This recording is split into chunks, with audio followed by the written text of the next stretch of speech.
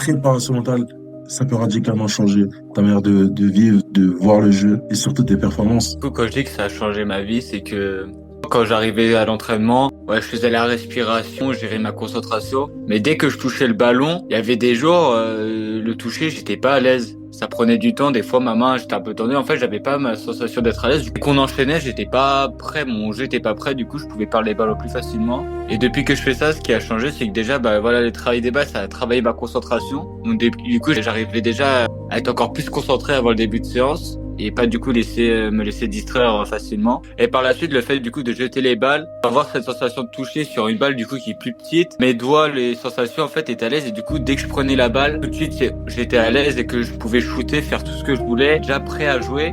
Donc, ce qui fait que du coup mes débuts de séance, au lieu de monter progressivement et me chauffer petit à petit, j'étais déjà chaud dès le début. J'avais déjà un temps d'avance sur les autres et j'étais constant tout le long de la séance quoi.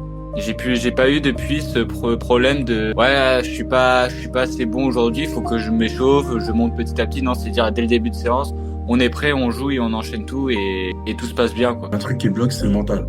Vraiment, apprenez à maîtriser votre cerveau. Pour ça, vous me contactez et où je vous montrerai comment vous pouvez rentrer avec moi dans le programme d'entraînement mental à Mental Academy.